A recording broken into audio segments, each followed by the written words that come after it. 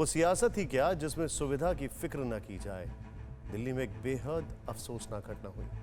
हर कोई चाहता है कि बच्ची के साथ जो दरिंदगी हुई उसके गुनहगारों को कठोर से कठोर सजा मिले, लेकिन ऐसी घटनाओं पर भी अगर सुविधा की सियासत की जाए तो आप क्या कहेंगे? वो भी तब जबकि कांग्रेस के नेता राहुल गांधी ने पीड़ित परिवार की पहचान जाहिर कर दी, जिसके बाद ट्विटर ने उनका अकाउंट लॉक कर दिया।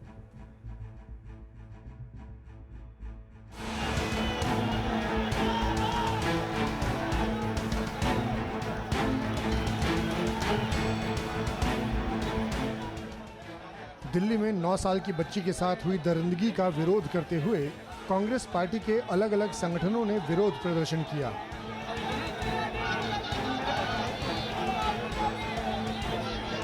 कांग्रेस का यहाँ पर ज्वाइंट प्रोटेस्ट हो रहा है। आप देखेंगे कि कांग्रेस के तमाम जो कार्यकर्ता है, समर्थक है, वो यहाँ पर आए हुए हैं और लगातार जो मांग उठाई जा रही थी राहुल गांधी की तरफ से, एक हफ्ते पहले जो पीड़ित परिवार से मुलाकात की गई और पूरी घटना का ब्यौरा लिया गया, उसके बाद में ट्विटर की तरफ से उनके अकाउंट को ब्लॉक भी किया गया, क्योंकि ये कहा गया ट्विटर की तरफ से कि उन्होंने पीड़िता की पहचान को उजागर किया है। मामला तूल पकड़ता जा रहा है। इसी मामले से शुरू हुई कांग्रेस और ट्विटर के बीच की लड़ाई अब और बढ़ गई है। राहुल गांधी के बाद रणदीप सुरजेवाला, अजय माकन, मणिकम टैगोर, जितेंद्र सिंह और सुष्मिता देव का ट्विटर अकाउंट भी लॉक कर दिया गया है। दरअसल राहुल गांधी ने कुछ दिनों पहले रेप पीड़ित बच्ची के परिवार से मुलाकात करने के बाद फोटो को ट्वीट कर दिया था। इस पर ट्विटर का कहना था कि ये उसके नियमों का उल्लंघन है।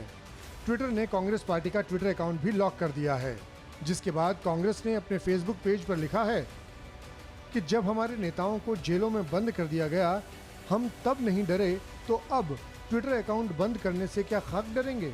हम कांग्रेस हैं, जनता का संदेश हैं, हम लड़ेंगे, लड़ते रहेंगे। अगर बलात्कार पीड़ित बच्ची को न्याय दिलाने के लिए आवाज उठाना अपराध है, तो ये अपराध हम 100 बार करेंगे। जय हिंद, सत्यमेव जयते। कांग्रेस ये भी कह रही है कि न्याय की आवाज बुलंद करने पर पहले राहुल गांधी का, फिर कांग्रेस का अकाउंट लॉक कर दिया गया। हो सकता है आगे किसी और के साथ ऐसा हो। कांग्रेस ये आरोप भी लगा रही है कि सरकार के दबाव में अभिव्यक्ति की आजादी पर हमला हो रहा है। लेकिन आपको ये भी जानना चाहिए कि ट्विटर की पॉलिसी क्या कहती है। ट्विटर की नीति कहती है कि अगर किसी अकाउंट से उसकी पॉलिसी का उल्लंघन होता है तो उस अकाउंट को अस्थायी तौर पर लॉक किया जा सकता है। इस बार भी ट्विटर ने कहा है कि कांग्रेस नेताओं के अकाउंट भारतीय कानूनों और खुद ट्विटर की पॉलिसी का उल्लंघन करने की वजह से लॉक किए गए हैं।